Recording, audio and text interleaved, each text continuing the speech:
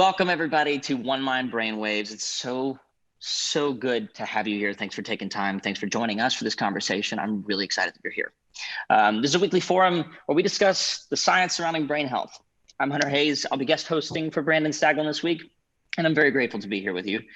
Today's topic, self-worth in COVID reality. Obviously, COVID presents a lot of things we have to think about that we've never thought about before, but this in particular is a conversation that I'm really grateful to be a part of. The coronavirus pandemic has ushered in sort of a parallel pandemic of loneliness. And as we continue social distancing with in-person interactions being severely limited and or non-existent, people have relied on virtual ways to connect. Zoom meetups, engaging online, FaceTiming, social media. It's just not the same. And how does this touchless sort of experience affect our self-esteem? In a few minutes, we'll have the privilege of talking with someone who's an expert in the area of media's influence on self-image. This is Dr. Yalda Oels. We're very excited about that. And we'll also hear from someone who hopes our own experience will help other young people who struggle with anxiety and other mental health challenges, actress Meg Donnelly. They'll be joining us in just a second. But first, if I may, I'm really grateful to be a part of this conversation. I'll explain why. Self-worth, I have a weird job. I'm very grateful for it. I get to write songs. I get to use my feeling. I get to sell feelings, right? And very often, the live element of what I get to do, I don't like attention, but I like connection. And I love being on stage. I'm very grateful for the fact that normally in a normal year, I get to be on stage and I get to see so many people. I get to talk to so many people and meet and greets and connect with them, why they might connect with the song, why they might relate to a song, why a lyric means so much to them. These moments are mission critical to the way that I function. And this year has been tough on everybody. And it's been really difficult not to have this connection. I'm really excited to have this conversation with these two guests because self-worth is something that to be honest with you, I've had to really face head on. It's really difficult when you sell your feelings because that can accidentally get attached to your own worth. For me personally, it's in times of my life been accidentally sort of attached to my worth, whether a song does well or a show goes well. It's attached to how I performed as a human. When in all actuality, it is, but it isn't. And understanding the lines and understanding the boundaries is really important to me. So while I'm grateful to be in this conversation myself, I'm really grateful that you're here. So I think it's about time I stop talking and we bring in the actual professional guest.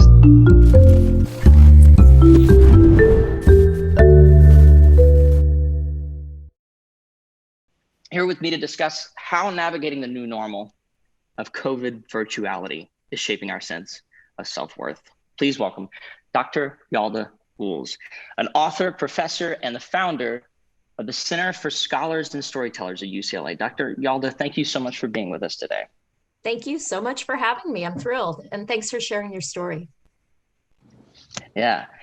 Also joining us, Meg Donnelly, a musician, actress, mental health advocate. She currently stars in the ABC series American Housewife, and she's doing so much work to share her story and make sure that other people hear it and have someone sort of advocating for them. So Meg, thank you so much for joining us. Thank you so much for sharing your story. I'm very excited to have you.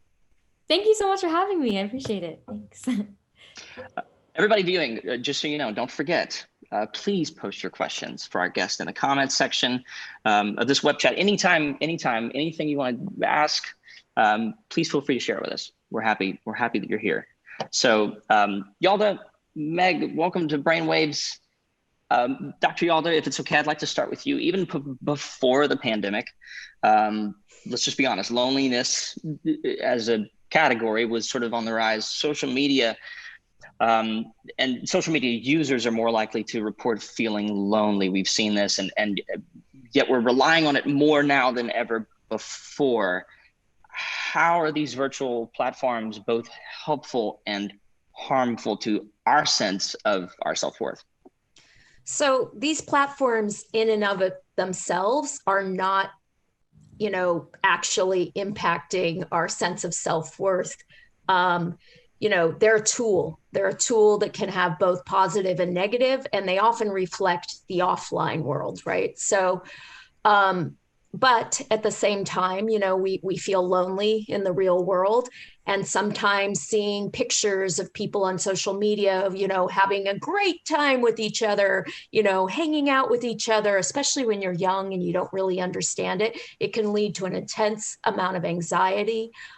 Doom scrolling through news feeds can also lead to an intense amount of anxiety. There's FOMO, fear of missing out.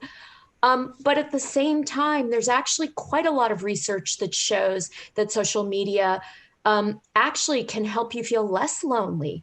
It helps you connect. And if you have a lot of friends that are all over the world, or you're feeling sort of isolated in your own community, you can find people to connect that might share your interests, and you might be able to be creative. TikTok, everybody loves now, and that's really, really been an incredible source of fun and engagement for young people. And it's been intergenerational, like you've seen parents and their kids doing things.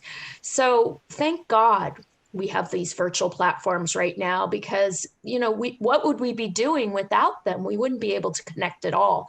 So they're allowing us to do things in media and create and do school even, and all sorts of things. So, as long as you manage it carefully, thank God we have these platforms to connect.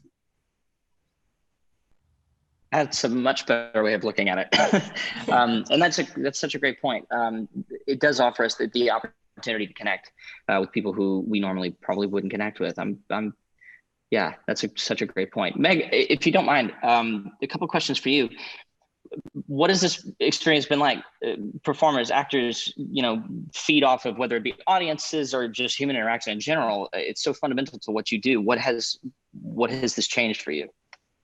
It's definitely been hard. I mean, I feel like those times, like early on, like in March, April, May, I was kind of sitting in my room, like, what am I doing? Like, should I even be doing this? Like, am I even good enough? Like, you kind of like start over spiraling. And I feel like a lot of people who I know who are in the business as well have felt that as well. Since there was no work going on, you're just like, what do I do? And then now it's really cool because instead of the live audiences, you do like music videos or live performances in the studio, but there's not that adrenaline and of like seeing people in the audience and all the nerves. Like it kind of takes away an element of like why people want to do it in the first place, especially the Broadway community. I feel my heart grieves with them so much because that is all they do is just perform on stage 8 times a week. And that nothing has even happened with Broadway. They do some benefits over Zoom and stuff, but that's pretty much it. And I feel terrible. But, hopefully as things start opening and people get safe, then it can all kind of go back to normal. But it's definitely been hard. I feel like kind of just overthinking and spiraling a bit, at least for me. Yeah. But going back to work, I've gone back to work, which is cool. But the COVID precautions are like, you get tested 3 times a week. So it's safe, but it's I'm glad to be and grateful to be back. So, yeah. Well, also, you've expressed mixed feelings about social media. I personally feel, the same way, right? And we just talked about it. But like, is more reliance on social media and Zoom for interaction during this time? Do you feel like it's a good thing? Is it a bad thing? What do you? Well, yeah. I mean, we just talked about, I think, great points were made, but I mean, for me, I think managing it is really important, really, really important because there's been times, especially during these times, that I've just kind of started overthinking and just because of being on my phone. And I realized that my mental health definitely coincides with my social media use. At least I've noticed that in myself.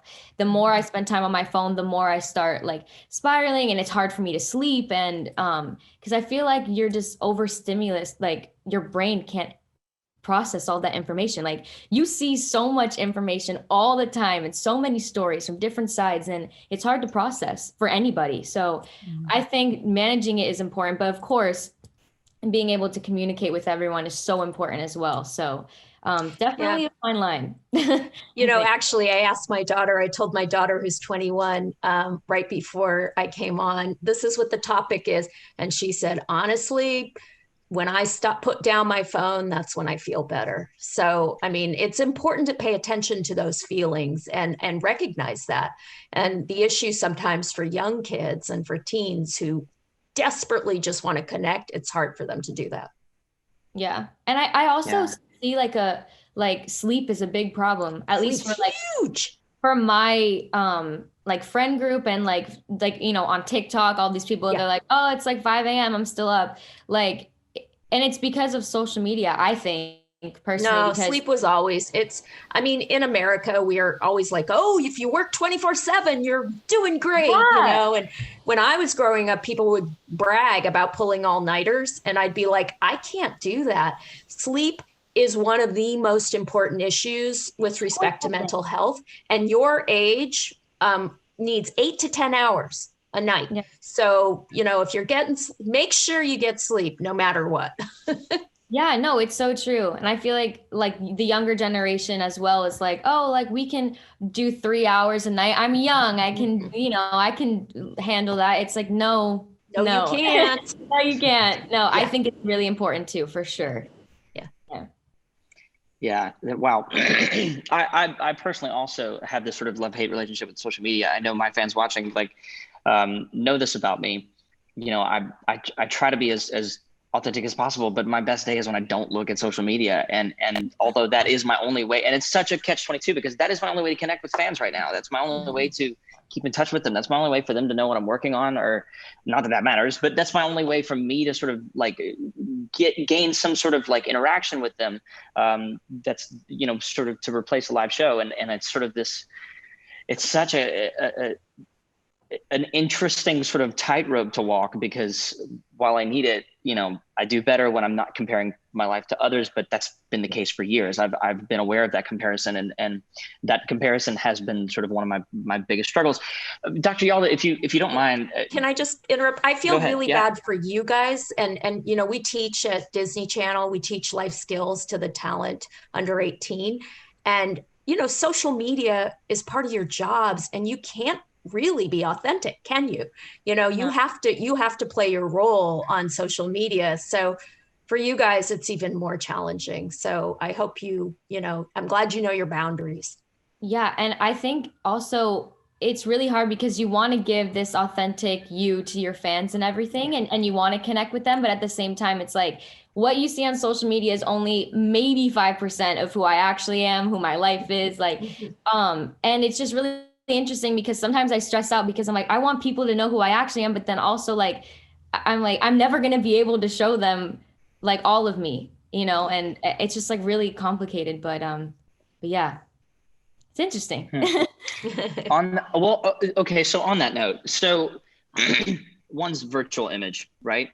I'm so glad you said exactly what you just said, because that leads so perfectly into my next question. And that is, virtual image, sometimes, but as we've just discussed, not necessarily the same as who somebody like really is, or needs to feel like they can be.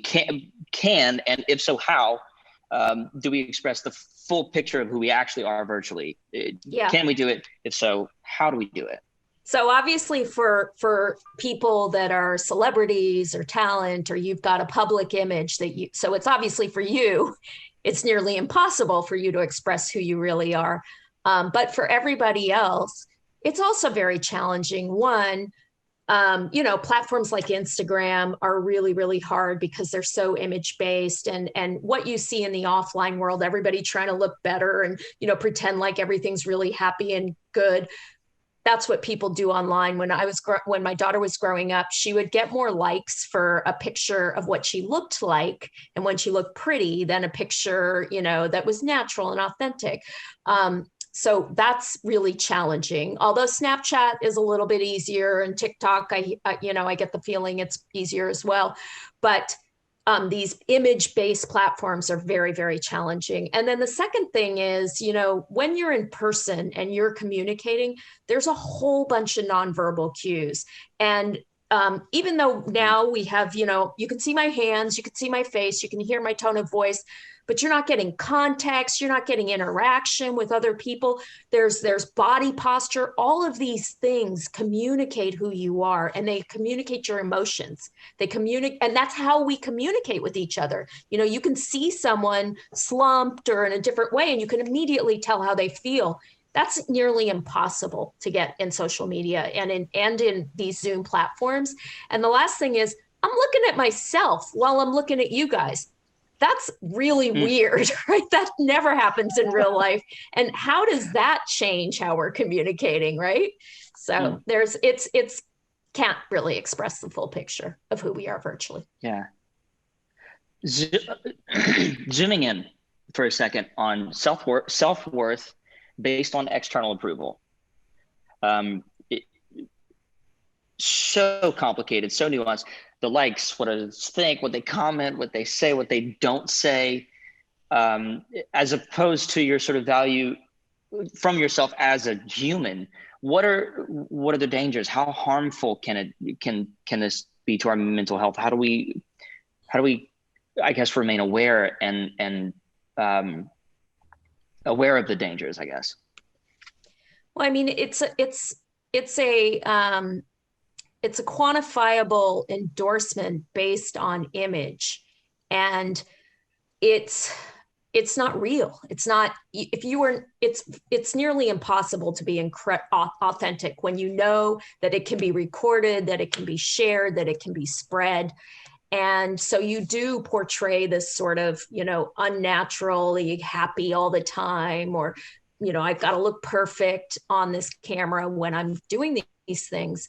And then you get more likes, you get more, so then it becomes this cycle of like being more fake, less real, caring more about image, so that you get more likes and you get more, and you guys and I don't know, Hunter, Meg, you've been an actress for a while. So, when you're really young, and that's like you have to do that where you're like constantly being analyzed in social media, and you want the comments, you want the likes, but then you also get the hates and the trolling, and it can really, really impact someone's self-worth and how their value themselves. I mean, adolescence was hard before, right? We all remember middle school and being rejected and, and trying to figure out, the same things are happening, right? That they happen offline. Like, I wouldn't go out looking really bad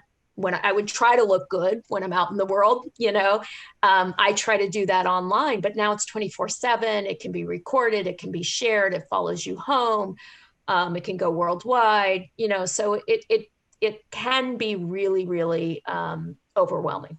Yeah. I'm really interested in this part of the conversation because you were a Hollywood executive, if I may, in a sort of previous life, right? Yeah. What did you learn about self-image and self-esteem from that?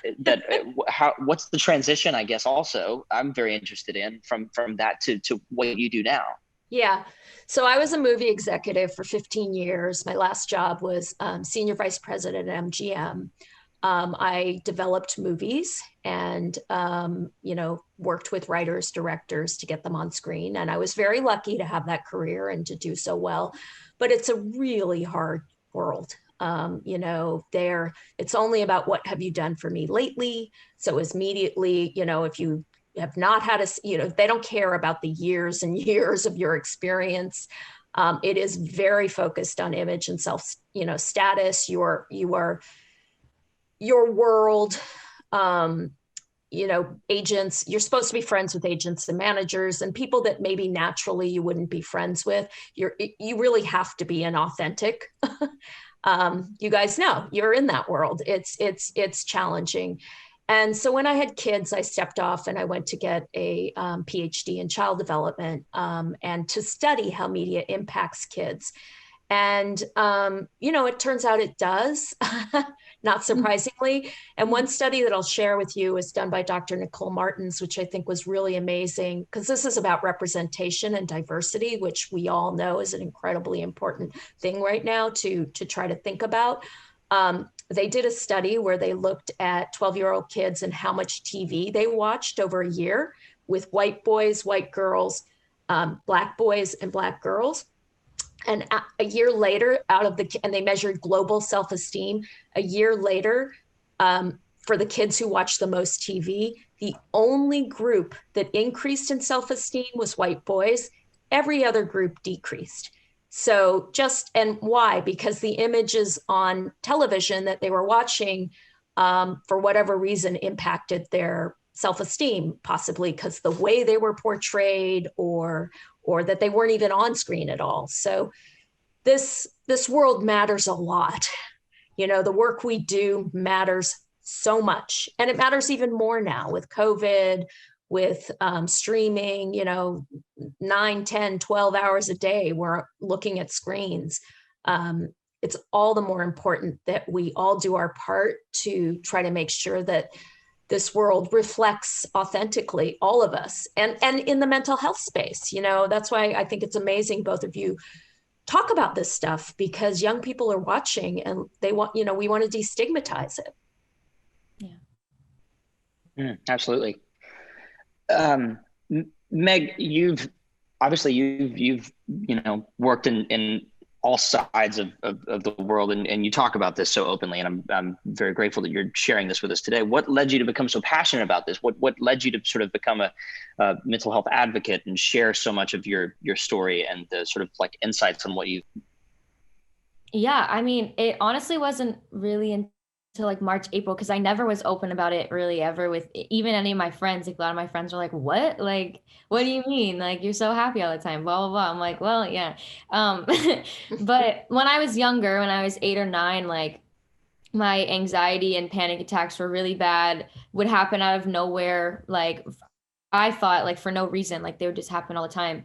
And there was no one around me who really, I would try to go to my friends and stuff, and no one really knew what I was talking about. And so I kind of felt really lonely because I didn't know what was going on with me. And my parents were so supportive. I love them so much. So they were really trying to figure out what was happening, because they couldn't even figure it out, because they're like, she's such an outgoing theater kid, like always on stage. Like there's no way it could be this. So I think it's really important. I just want, whether it's my fans or just random people on the internet, to just know that they're not alone. Because I remember when I was younger, I saw this article came out about Selena Gomez. I was like in love with her on Wizards of Waverly Place. And she came out and was like, oh, I suffer from anxiety. And like, I lost my mind. I was like, there's no way. I'm like, that is so cool. Like, that there was someone out there like me. And now I think it's really cool because it's kind of becoming normalized, where a lot of people are talking about it on the internet. A lot of celebrities are coming out about it. And I think that's really cool, because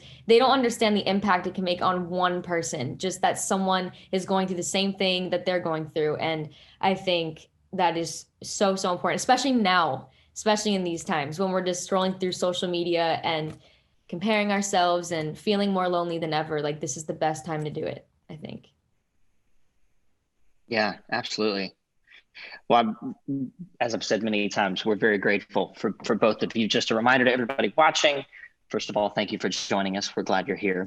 We're talking with Dr. Yalda Üls, author, professor, founder of the Center for Scholars and Storytellers at UCLA, Meg Donnelly, musician, actress, mental health advocate. And don't forget, as you're watching this, please, we want to hear from you. Anything, feel free to post like questions, comments. Let us know how you're doing during this time, how you're maintaining connections during this crazy sort of like virtual world that we're living in with social distancing, physical social distancing. And has it changed your relationships? Has it changed how you feel about yourself?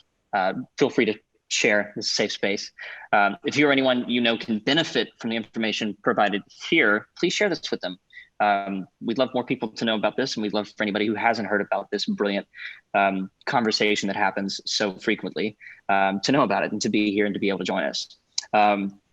That said, Dr. Yalda, the COVID-driven virtuality has left so many of us feeling there's just no better word than empty, right? Or exhausted from yet another Zoom call that's very impersonal and very weird and strange and new. And how can we use these virtual platforms that we have to use, right, to make more meaningful, authentic connections and build better relationships? How can we take what we have to deal with and do something good with it? How can we sort of retool how we use it and how we interact with it? Well, no matter what, I think balance is the number one important. So, take time off as well. Make sure that you have device-free time, and make sure you go outside and, take a walk wherever you can. If you have a pet, hang out with your pet. But since this is primarily the way we can connect, and I have now been to a Zoom wedding. I'm sure you guys have. I've done Zoom holidays. I've done, you guys can hear me, right? My thing just made a dink. I have been to all sorts of Zoom, I have family I had no idea existed all around the world. And there have been people creating these family reunions of people, from Prague to Paris. I'm Persian. There's probably some in Iran. So all these people connecting on Zoom. And, in ways that we didn't connect, somebody plays music, in the background. There's all sorts of things that we can do to actually connect. And I think most importantly, I think the question that you asked is actually something to be conscious of. Talk to yourself, talk to your family. How can we use this to make meaningful, authentic connections and build better relationships? Ask yourself that. Talk about it around the dinner table without the devices, but talk about ways you can play games together. There's a new game called Squiglio or something. If you guys, there are now creating games that you can play. You can create a TikTok dance video with your grandma and your kid, your parents, and things like that, or gaming. We even haven't talked about gaming. Gaming is huge, and people connect on games. And I think what I always want adults to know who judge young people for using these things is it's your way to connect. It's your way, and it is very important when you are an adolescent, and adolescence goes till age 25, to connect with your friends. And if this is the way kids connect, then don't judge it. Don't make them feel bad about it, and encourage and try to be positive about it while also setting limits and balance. Yeah, that's a great point. Also, what I wouldn't give for my grandmother to do a TikTok with me. I just want to. How cute would that be? Come back. Ask her. Have you asked her? Where is she? I have not. She's you could do a duet. And when do a duet with her. I bet it'd be popular. It would be amazing to see her work TikTok. I will definitely ask her when I'm in person to join me, and we'll see how it goes. I'll keep you posted. Wait, I have to say, I just saw this great thing. My friend turned 45, and her parents, who couldn't be with her, they put on tuxes, and a Saturday, they did the dance Staying Alive, and filmed it and sent it to her. And they both were like, woo, like, this is so cute. I mean, we can be original and creative and make each other laugh and show each other we love each other. You're so right too. I have to say, I mean, it's easy to get caught up in the negative end, or just dealing with what we're dealing with, right, with social media. But you're absolutely right. I have seen some incredibly heartwarming sort of people being connected, people sort of like showing up through social media. And that's such a great point. Switching gears, if I may, working from home. For a long time, I think I at least perceived it as a luxury. Currently, I see it as a problem. I have a lot of brilliant people that I'm lucky to work with, and I consider my team, I'm just very grateful for my team, because they're all working from home. We're having to do very complicated things from home. And something really interesting, studies have found that a higher degree of loneliness among people who do work from home rather than an office, what can companies slash me as like a team leader, which is a weird thing for me to admit but what can we do, right, to encourage the people that we work with, employees, to sort of stay connected? I mean, you can do pizza and wine parties, everybody sit in front. I've actually been to a disco, a DJ party, somebody had DJs and everybody danced. I felt really cheesy, but people were dancing, and, people my age and older, like, were like, whoa! And it's pretty funny. And again, that game, like playing games. Actually, we do our lab virtually. So I have, 40 people in my lab, and it's way better online than in person, because you can encourage people who wouldn't normally speak up to speak up through the chat. It's not the same, and you definitely need in person to really get creative and to really sort of feel the deeper feelings. But at the same time, there are a lot of benefits. As you said, I love working from home. I don't want to commute. I don't want to park, pay for parking. I don't, I have a really awful office at UCLA.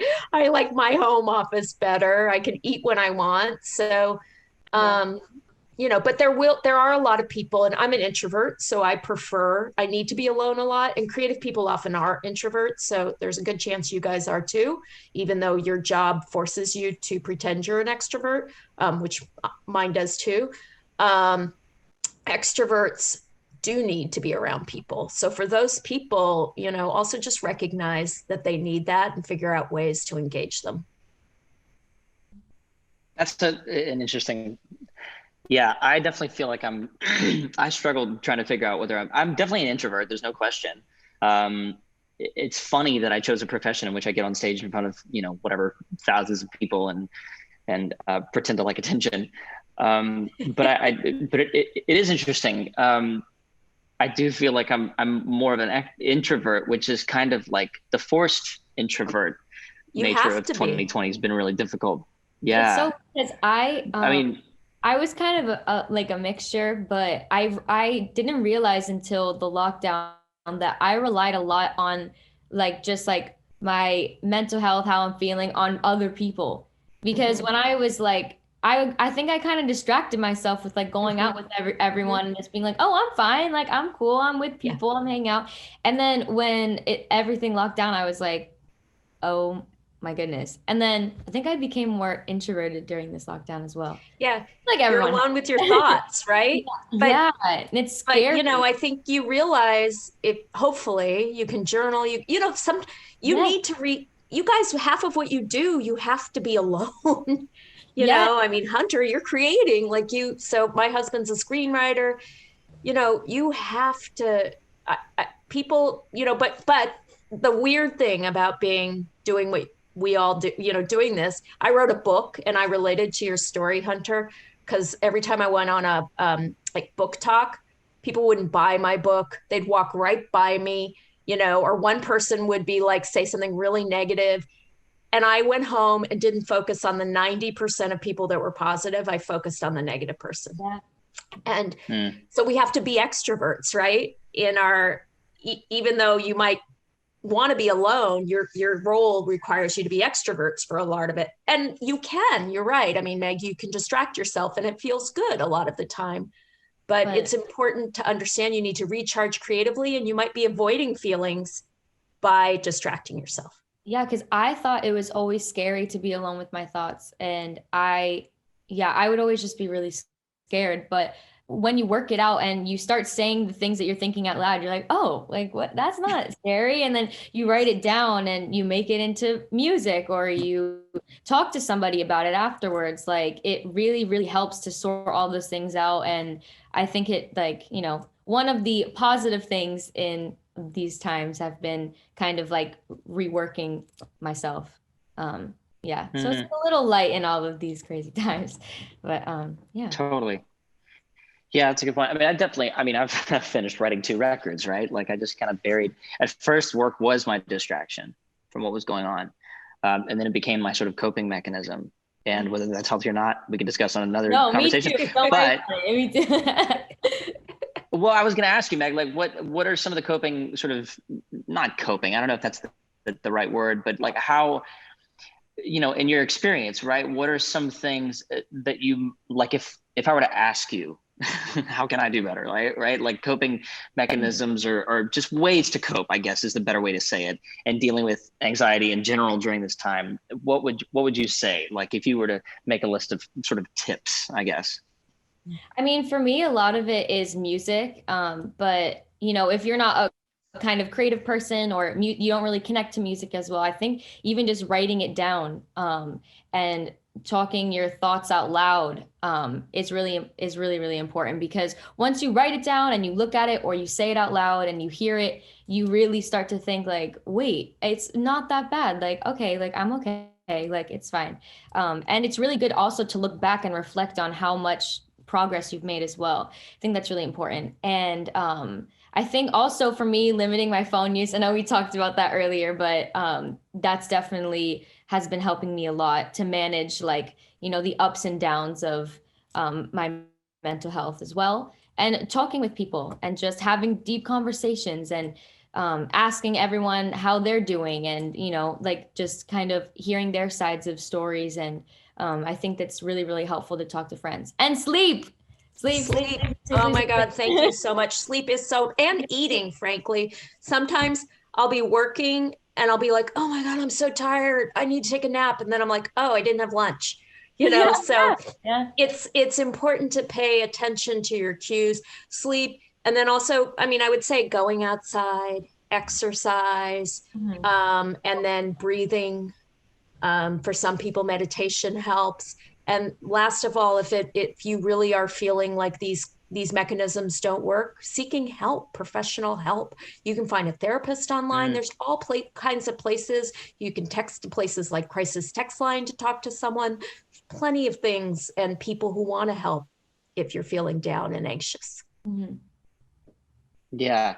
And just to share a personal experience, if I may, seeking that kind of help. I for a long time, I thought it was a bit of a weakness. It's actually a strength, knowing that you owe it to yourself to take care of yourself. There's nothing wrong with reaching out to somebody who can help you take care of yourself, because you deserve it. I think it's more of something you deserve, not something I had to get over thinking that I had to fix things about myself, and understand that it was more important to sort of,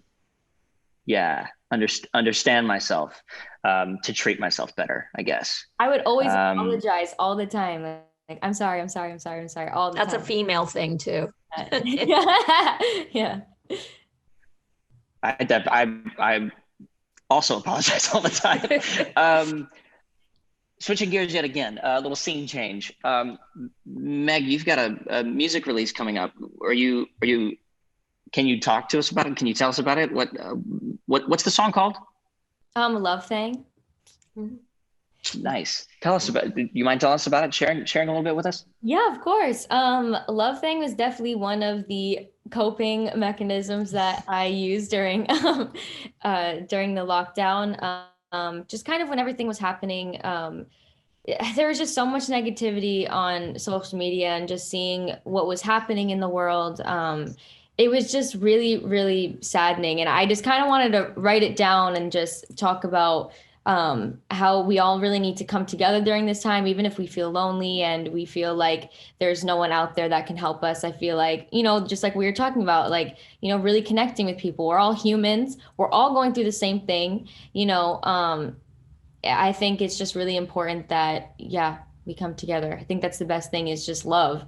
And like, I think what makes the world go round, in my opinion. And just to see everything that was happening, I think, it's just love. That's what makes the world go round. Well, I think we have a video that we get to share with everybody of the song. Amazing. So check this out. Love Thing. Yay.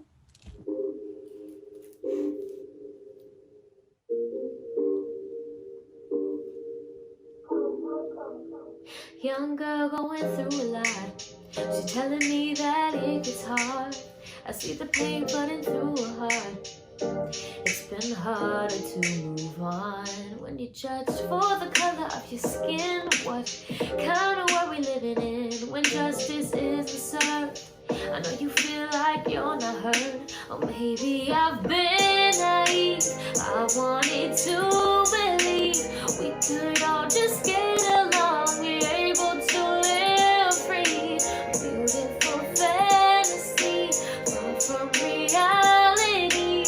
Oh, I was so scared to see what's happening right in front of me. We should open up our eyes and create unity. Focus on the good things, yeah. Focus on the good things. And who cares what you look like? Come on, and can't you see that baby it's a love thing?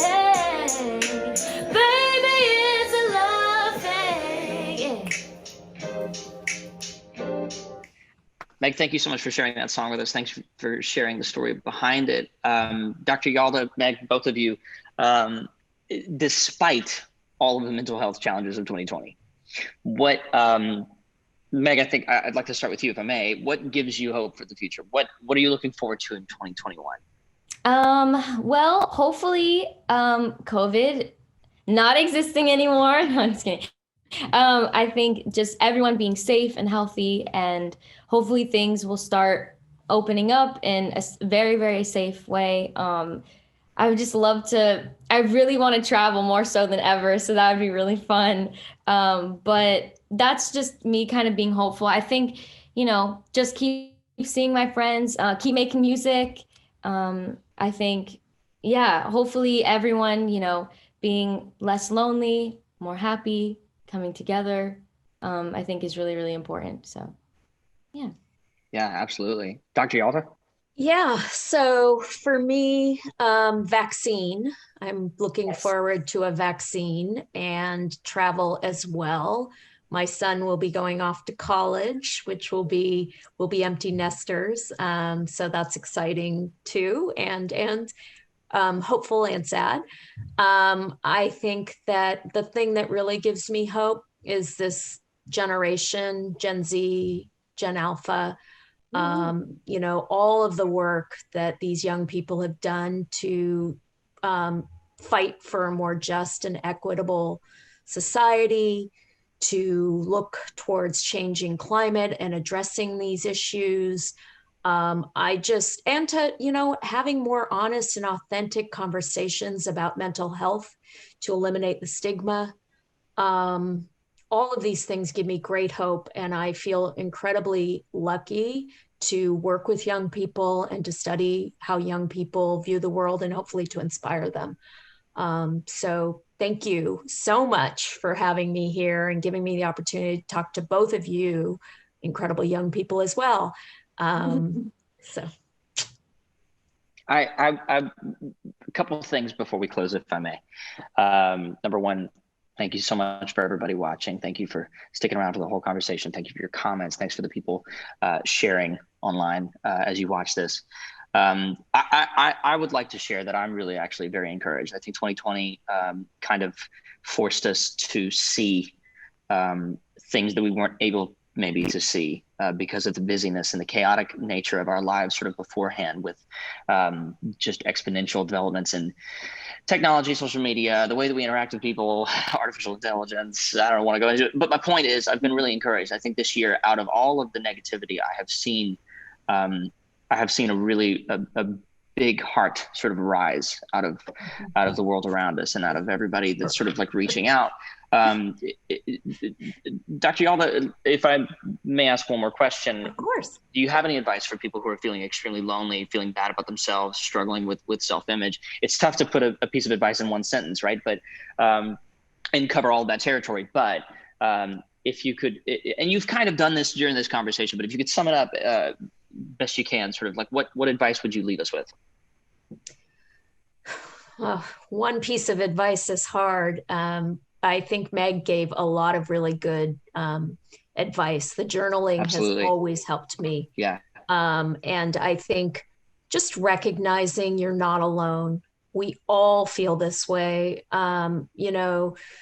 Happiness is actually, we can't always be happy. It's elusive. And, if we were always happy, we wouldn't recognize when we were happy. So, just feeling a sense of acceptance about who you are, work on acceptance and work on connection and work on love. There are a lot of people out here who care about you and try to connect and accept yourself and accept these feelings. I mean, the thing is, it's really scary to sit with these feelings. It really is. But as you work through them, and I think Meg was spot on in the writing them down, you're processing it, talking about it with someone else, realizing it's not as bad as you think in your head, and reflecting back on the growth. You know, I've written diaries since 1978. So, you know, I've had diaries for a long time. Looking back, it's amazing. So I was more than one Absolutely. piece. No, but that's great. And you're so right. Meg, thank you so much for sharing. Thank you so much for being so open about your experience and allowing other people to know that they are not going through this by themselves, but someone that they look up to is actually going through this and willing to talk about it. I really appreciate it. We all do. Dr. Yalda, thank you so much for joining us and for sort of giving us some new lenses to look through, because I think we all need that right now. And I'm very grateful for your time and your words. And everybody watching, as always, we're very grateful that you're here. I'd like to send a shout out to the One Mind team. They make this look really easy, and it's not easy. So shout out to those wonderful people that put this together for you guys. Thanks for joining us. This is our last show of the year, which feels really weird to say, but also thank God it's the end of the year. Let's celebrate. We're so ready. Quick reminder to everybody, you can post any questions at any time to onemind.org/brainwaves. Before we leave, before we end this, we want to do a quick check-in with our team at One Mind Cyber Guide for a preview of what we can expect for everything coming in the world of digital mental health in 2021. Hi there, I'm Martha Neary, and I'm the project manager of One Mind Cyber Guide. You probably already use your phone for many things throughout the day, but did you know that there are lots of apps out there to help you manage your mental health and well-being? There are thousands of mental health apps available for download today. With so many to choose from, it can be hard to separate the good from the bad. That's where One Mind Cyber Guide can help. At One Mind Cyber Guide, we review apps on 3 different metrics: credibility, user experience, and transparency. We've reviewed over 200 products, and all of these reviews are available for free on our app guide at onemindcyberguide.org. Hi, I'm Stephen Schuler, and I'm the Executive Director of One Mind Cyber Guide. I'm a clinical psychologist and mental health service researcher, and my research focuses on the use of technology to increase access to mental health care. The work we do at One Mind Cyber Guide is important because there's a need for objective, third-party reviews of mental health apps and rigorous evaluation of their evidence base. In the coming year, we'll be featuring apps here on Brainwaves, which may be helpful for viewers. We'd like to start with one of our favorite apps, Woebot. Woebot is a chatbot app. This means that it mimics a conversation with a human, but it's actually a software program. Woebot starts by getting to know you and how you're feeling, and invites you to talk through what's going on for you.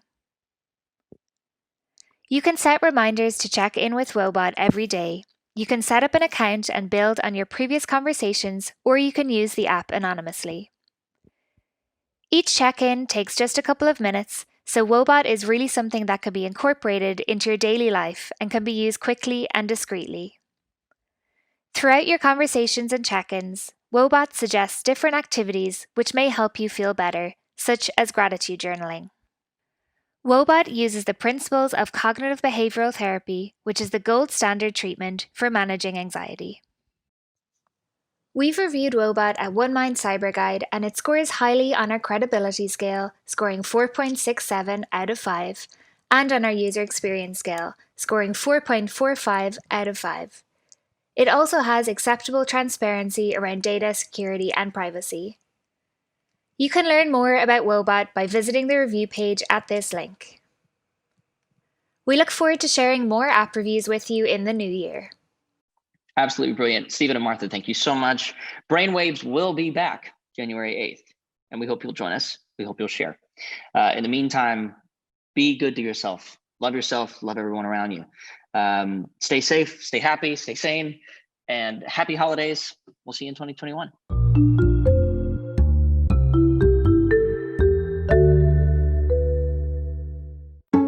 every day trying to find the strength. I just want things to go back to normal.